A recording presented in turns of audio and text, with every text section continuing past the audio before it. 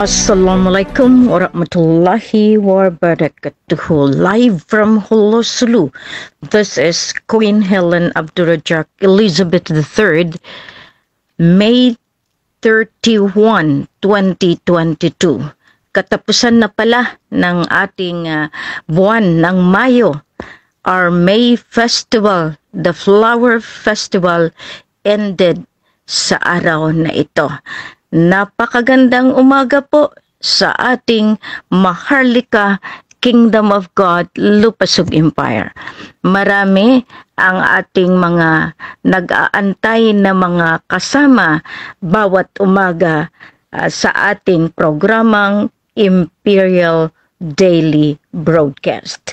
Good morning sa ating Alpha Omega Development International Foundation, sa ating Imperial Federation of Farmers and Fishermen in Mindanao, Palawan, Sulu and North Borneo, and ang ating Global Business Consortium sa buong mundo. Magandang umaga po. At least meron tayong tinatawag na programa na talagang inimplementa na natin sa bawat sulok ng mundo.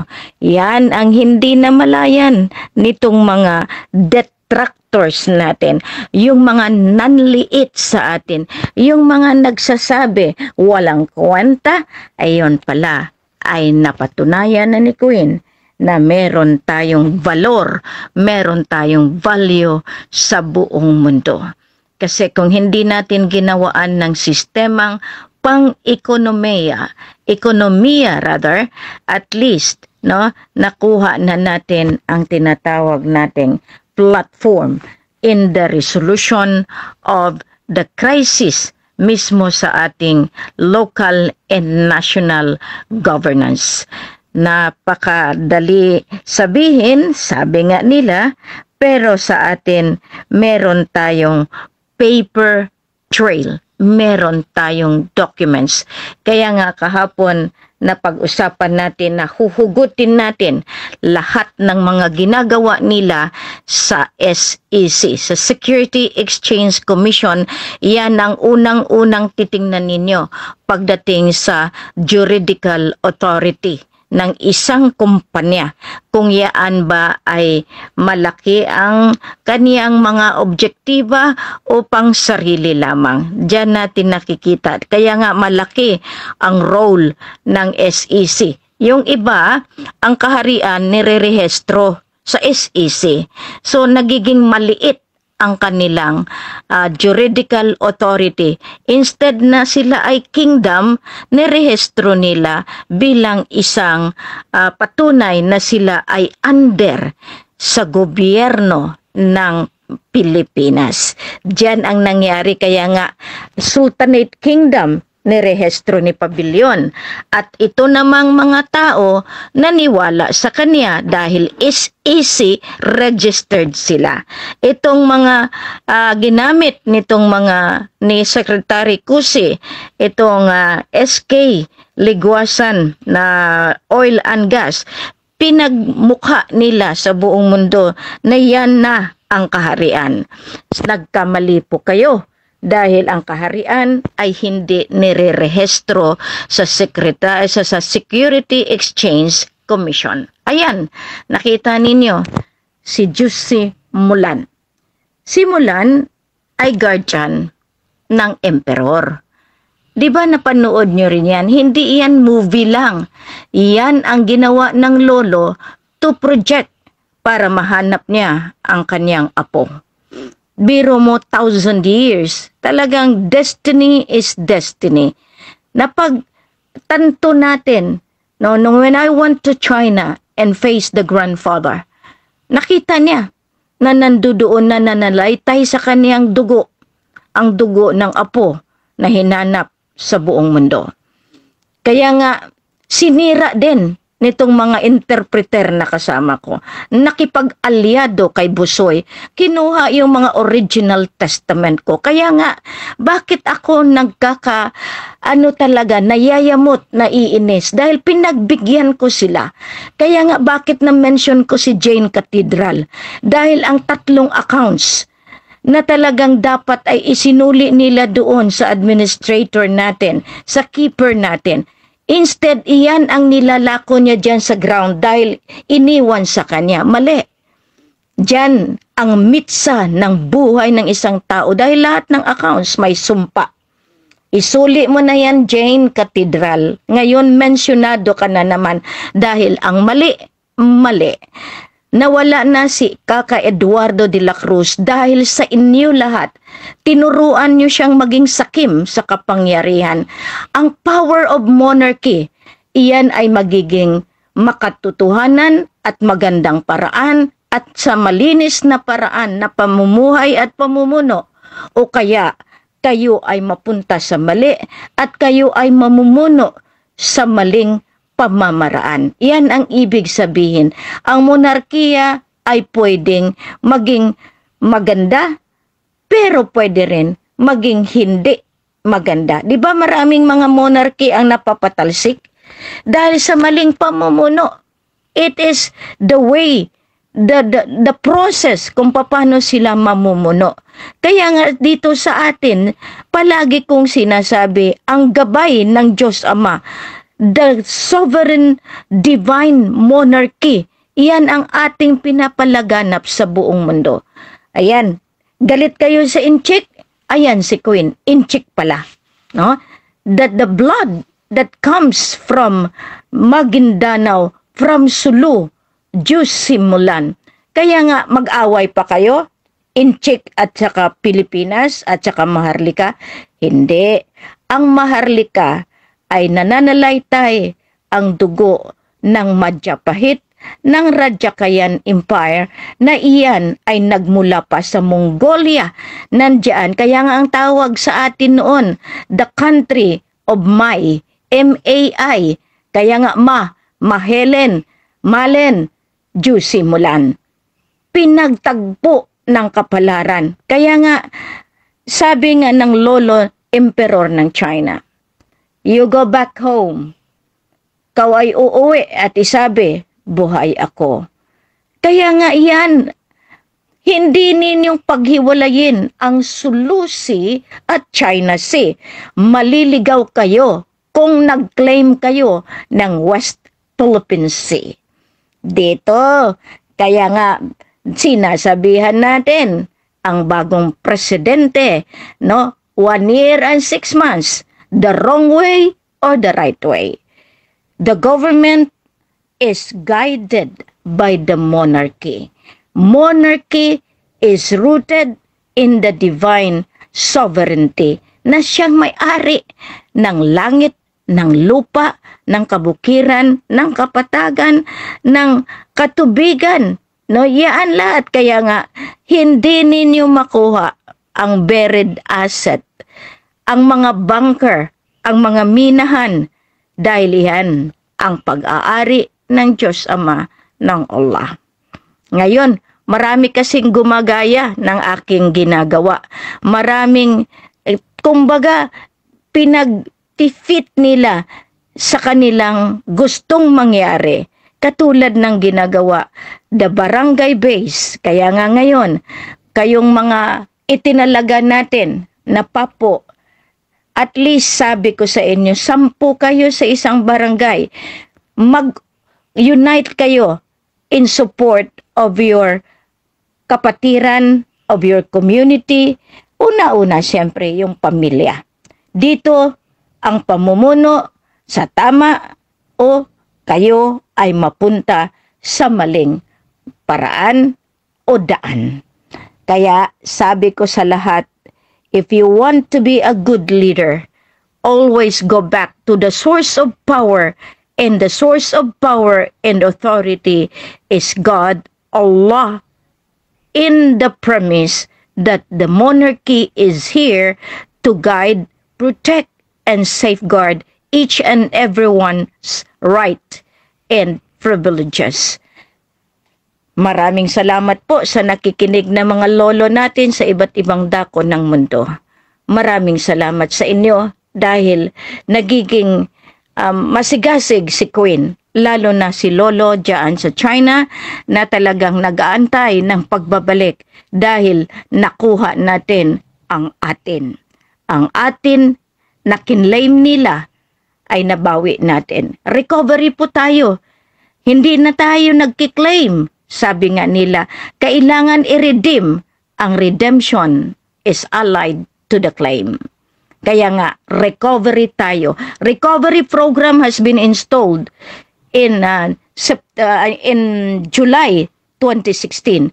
Nagkaroon tayo niyan. Marami pa tayong ginawang mga proseso niyan.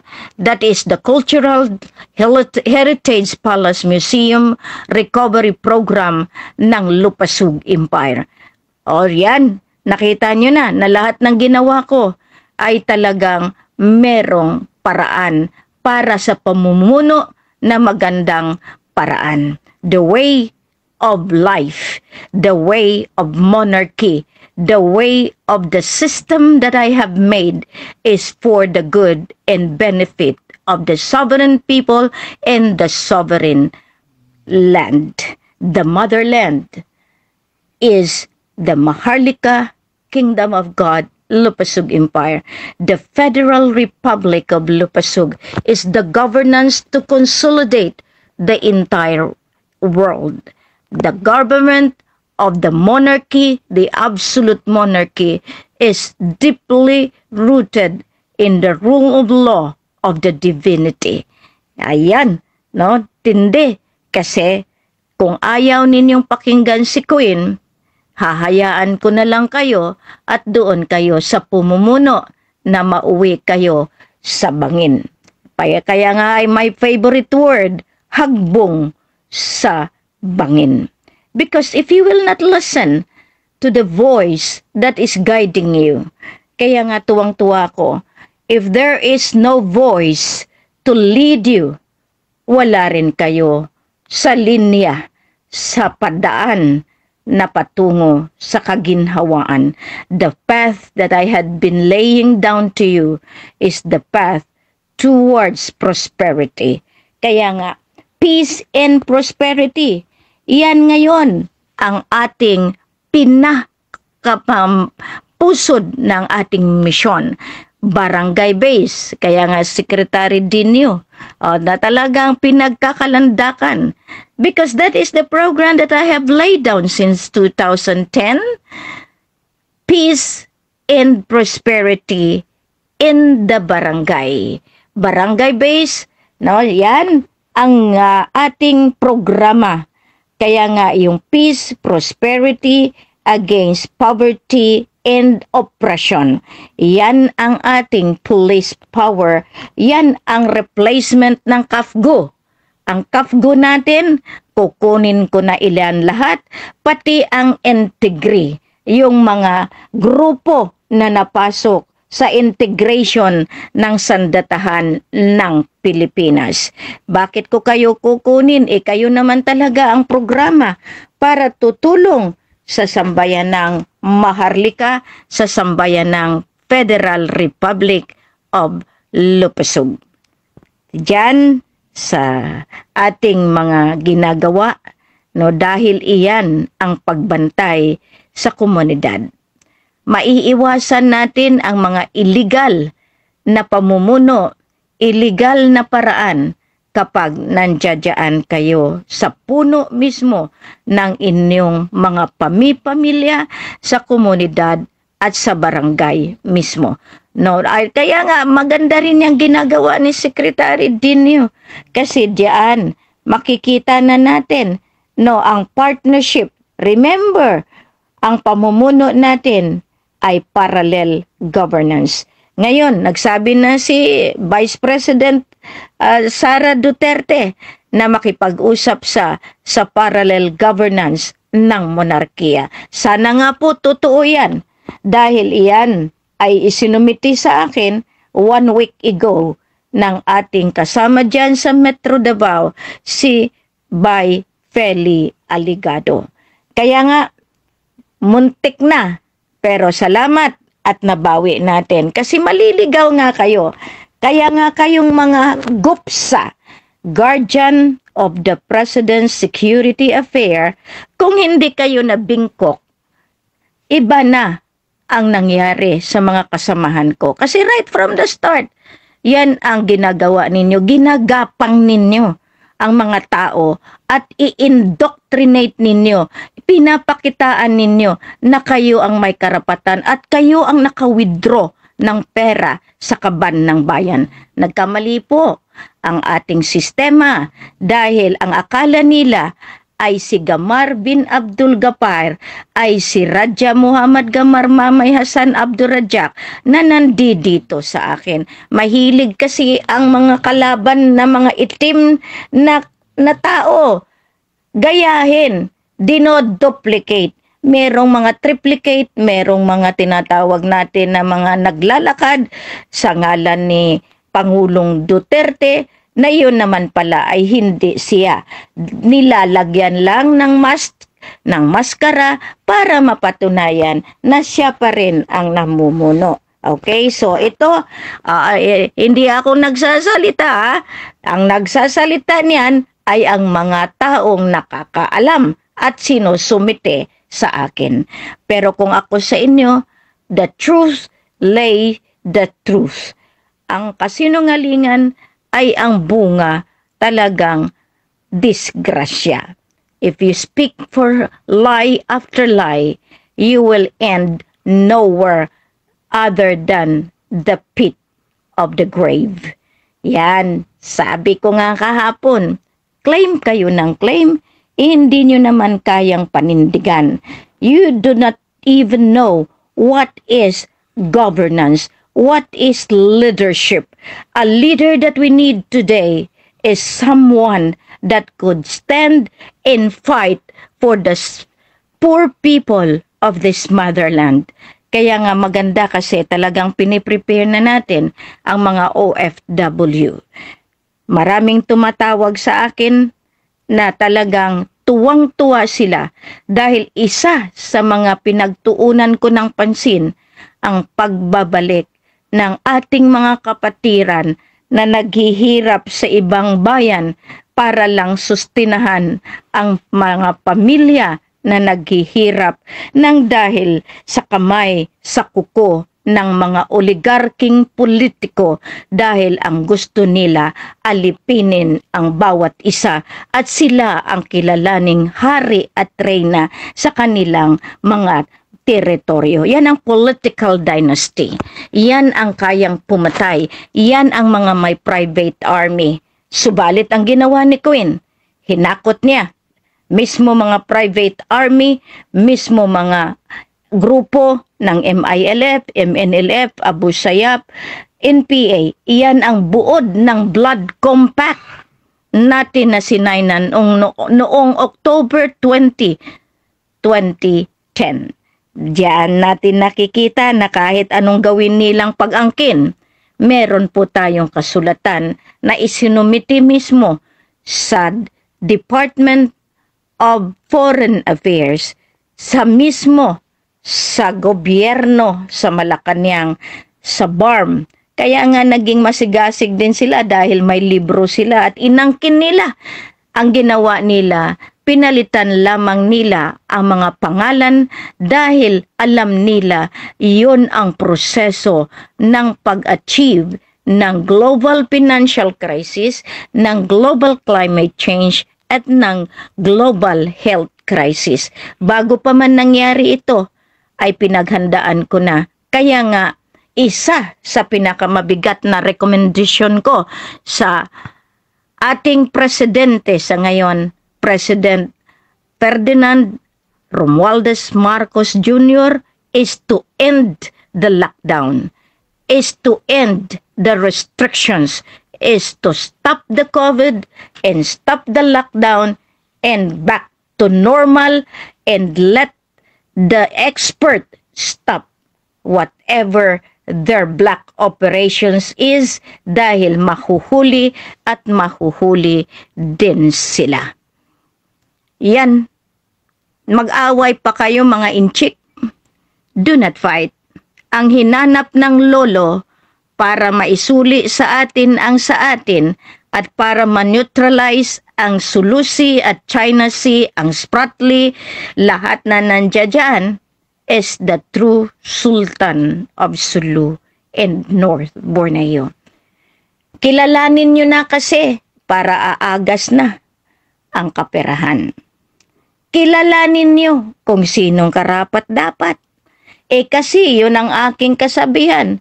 Kilalanin nyo man ako o hindi, ako ito. Wala pa rin kayong magawa dahil hawak ko nga ang alas. Ang alas na iyan ang power and authority coming from the sovereign divine authority. Kaya nga kapangyarihan, pwede kayong maging tao o pwede kayong maging demonyo.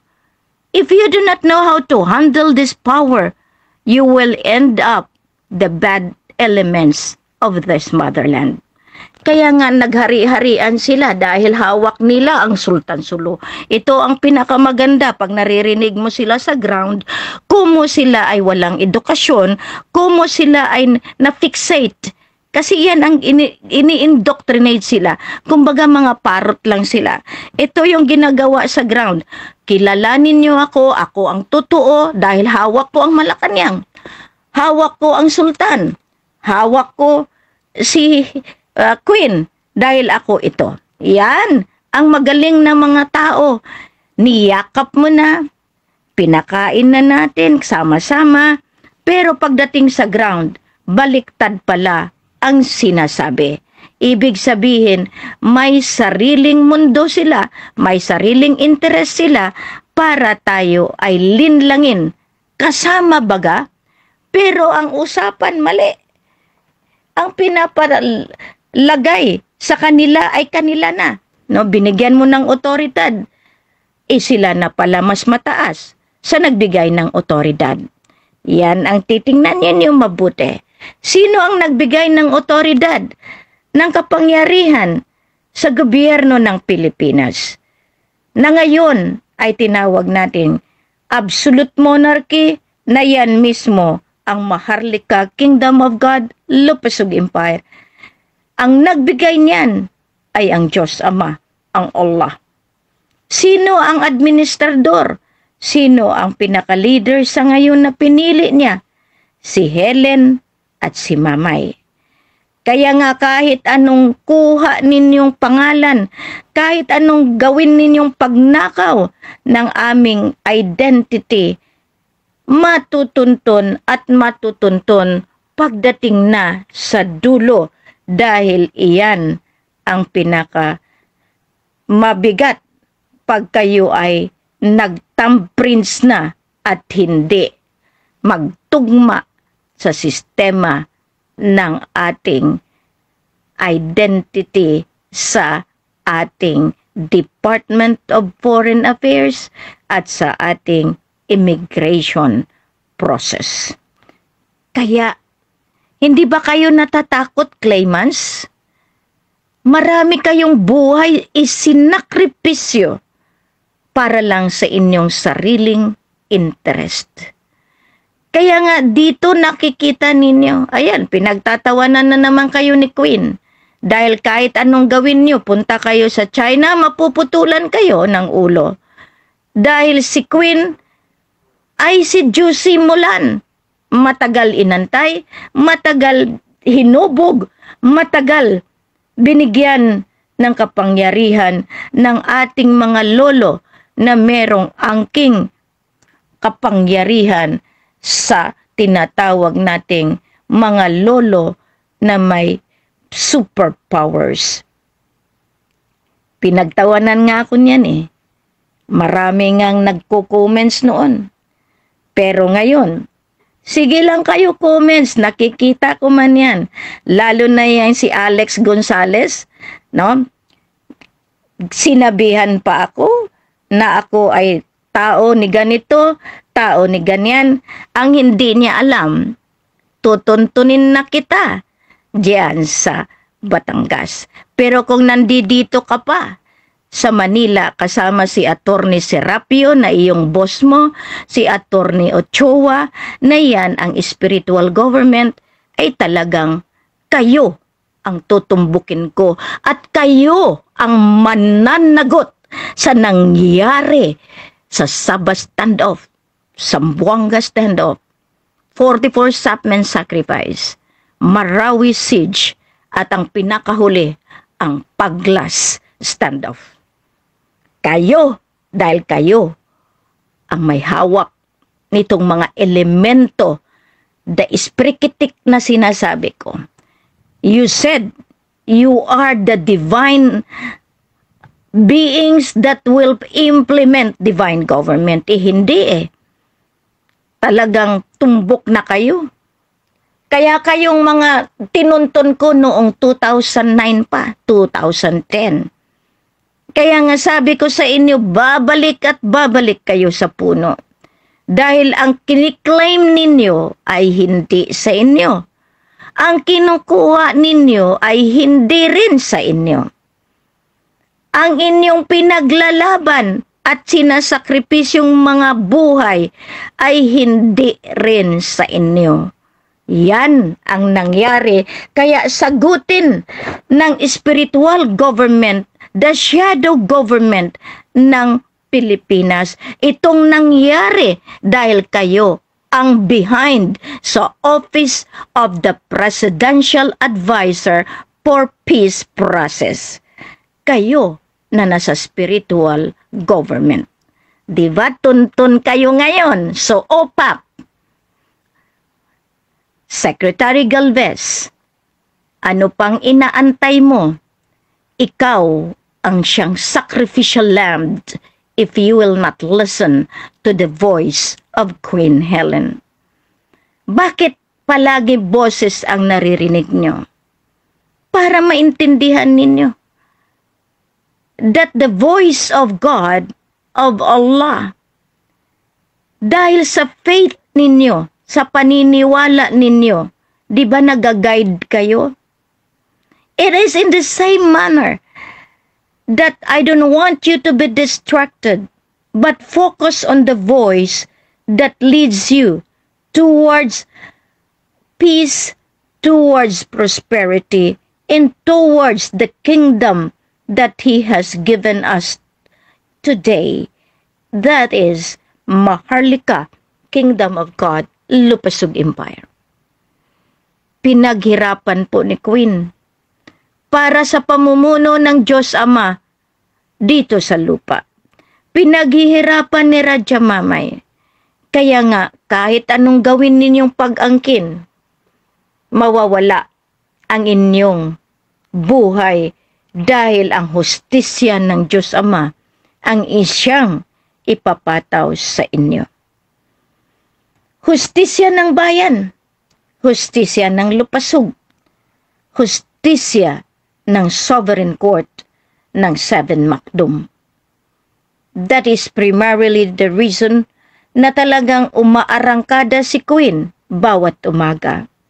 At maraming salamat dahil kayo ay naniniwala sa totoong pagbabago, sa tamang pagbabago, sa tamang daan ng pagbabago. It is very important that you know your leaders. It is very important that you know where is the path you are going to. I am leading you towards this peace, towards this prosperity. Follow the rules of law. Follow the path that will give you peace, that will give you the life na talagang gusto ninyong mangyari sa inyong pamilya, sa inyo mismo, kayong mga nakikinig. Kung ako'y nagbo-broadcast, I would always seek the intervention of God, of Allah, because whatever I say ay talagang iyan ay galing sa Kanya. I want to touch everyone's heart to go back to Him. Kasi naging makamundo na ang tao. Wala nang kinikilalang Diyos, kundi puro material. Subukan ninyong bumalik sa Kanya. At makikita ninyo ang ibang daan, ang daan ng katiwasayan, ang daan na talagang alam mo na ikaw ay being led into his paradise. The land of promise is the land of paradise. That is the pearl of the Orient Sea, the pearl na talagang perlas na talagang inalagaan ng Diyos Ama, ng Allah. Magandang umaga po. Si Helen ay talagang itinalaga ng ating mga lolo sa China, ng ating mga lolo sa Lupasug, at ang lolo mismo sa pusod ng Ligwasan Mars. Iyan ang divine authority which is coming from him. The one who really sent me is God, Allah Himself. Magandang umaga po. Sana'y nakabigay na naman ako ulit ng magandang mensahe sa bawat isa. Maraming salamat!